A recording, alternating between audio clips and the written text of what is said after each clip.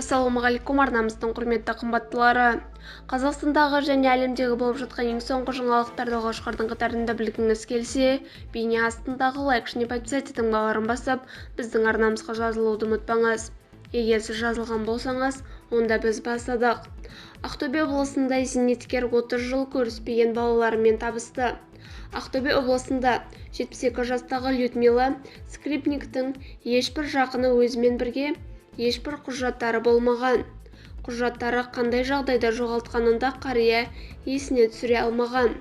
Учаскелік полиция инспекторы Айболат Бекнияз Қардагелдің құжаттарын рәсімдеуге көмектесу үшін жан-жаққа сұраулар жібере бастаған. Алғашында ешбір нәтижелер бермегенімен, кейін мұрағаттық құжаттардан 30 жылдан астам уақыт бұрынғы құжатты тапқан. Құжатта Людмила Скрипниктің 3 баласы бар болғанын біліп, қатты қуанған полицей тынбай іздену арқылы олардың бірін іздеп тауып хабарласқан. Телефон тұтқасын көтерген әйел адамнан Людмила Скрипникті танисың ба деп сұрағанымда ол қатты толқып кетті. Ол өзінің көп жыл бұрын жоғалтқан анасы екенін айтты. Мән-жайды түсіндіріп бердім.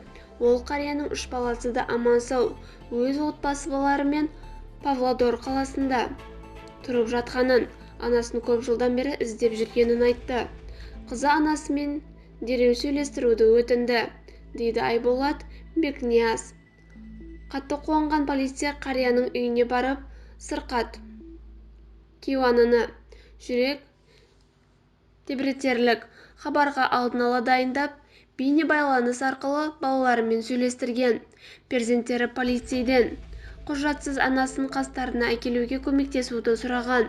Балаларына жүрегін алып ұшса да, алыс жолға денсаулығының жарамайтыны алаңдатқан учаскелік полиция инспекторы Айболат Бекнияз ауыл дәрігерімен бірге қарияны 1 айда емдеген. Сәуір айында полицей денсаулығы реттелген Людмила Скрипникті таксиге отырғызып, Павлодарға қарай жөнелткен. Бүгінде балалармен бірге дастархан басында қауышып, немерелер ортасында мәре-сәре болған қария Айболатқа алғысын жаудыруда. Бізді бақылауды жалғастырыңыз.